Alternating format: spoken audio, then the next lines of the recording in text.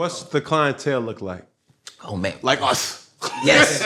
And a lot, what's funny is a lot of people ask us to change. Yeah.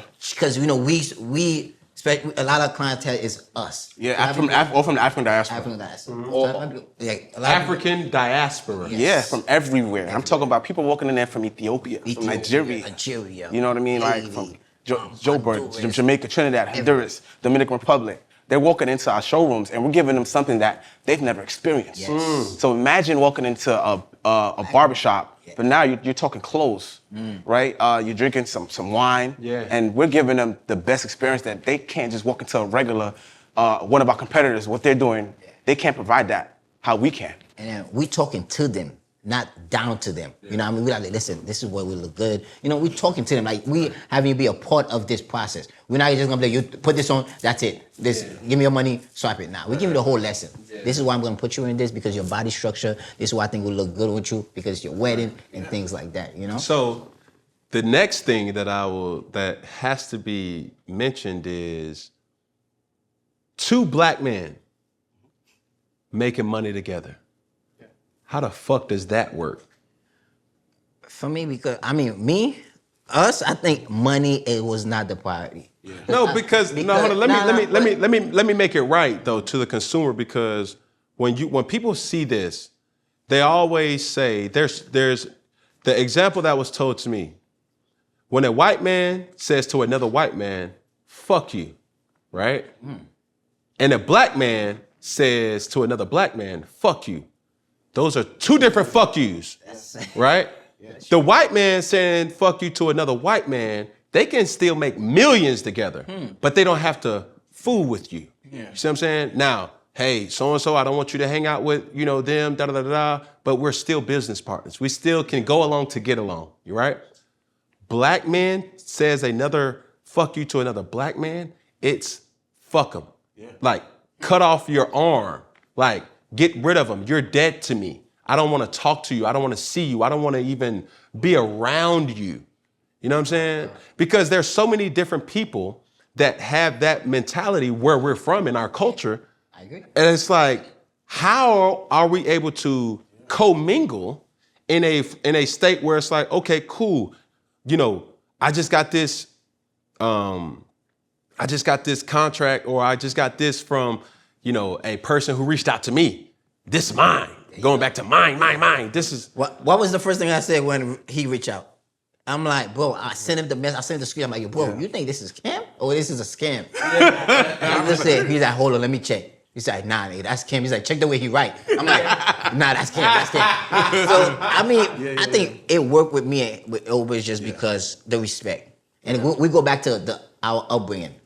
Our parents, the respect, the hard work, the dedication. And I think we didn't get in this game about money because it's not like me and him have $1 million in the bank, chilling, chilling in the Bronx, chilling in Brooklyn. No, I think we love what we do and we have respect for each other. And it shows. And then we have the uncomfortable conversation. That people are scared to have. They rather beef, fuck this nigga, I'm out of here, than have that conversation. Me and Ilbert, sometimes we have a lot of stuff we fight about. We definitely do. But like brothers. I respect him. I would never, If I have something I gotta tell him, like, bro, I don't like how you move. I don't like the way you did this. How should we do it next time so it don't happen again? I think that's where for me. I think for when you said like, yo, what's Garce Couture? And the first thing you said was brotherhood. So we stem from like the essence of like pure brotherhood to be able to like sit down at the table. We were college roommates. Like for lunch, we had ramen noodle. Like we know where we start from. And then for us, it's like, yo, there's no way back. Like I come from poverty. From villages in Honduras. Like there's no way like I'm gonna be able to take steps back. For us to be able to actually speak and have these uncomfortable positions, to be able to actually communicate, have raw communication, and be able to take it one step at a time.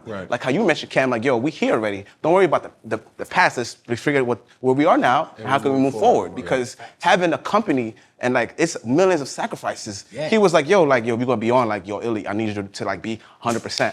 I was like, all right, let's be 100%. And I quit my job. Quit my job, and I was like, yo, he was in Miami, I was in New York, and I was like, yo, I had a premonition. I think that we have to, because I'm big on dreams and like signs. I'm really big on that. And I had a dream. I'm like, yo, I see like a wooden door and it says Garce Couture, excellence in every thread. He was like, all right, yo, what's the budget for it? Yo, we gotta find the office I was like, yo, we gotta find an office in New York City because people are not gonna come to the Bronx to my apartment to get measured. Yeah. They're not.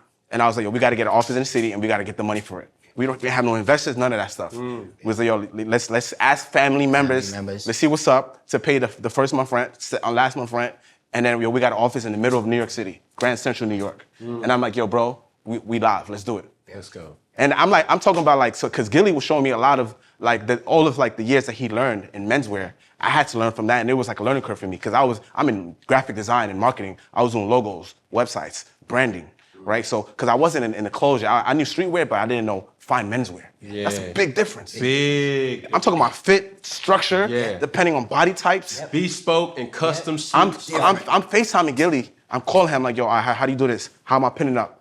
And we have an office in Manhattan now, in the middle of Manhattan. My frat brothers is calling like, yo, how can I get a suit? Supporting me. Yeah. You know what I mean? So it was like one of those things where it's like, yo, how can...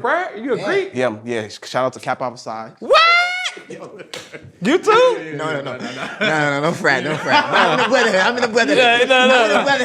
I'm a cousin. I know him. You trying to get me? No frat. Nah, so for us, it was like, yo, like we got to be able to just find ways, like for all these people who... Because right now, entrepreneurship is trendy, right?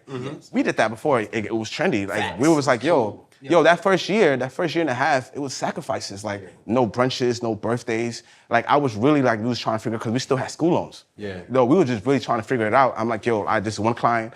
At the first 3 months, it was like maybe one client a month. Yeah.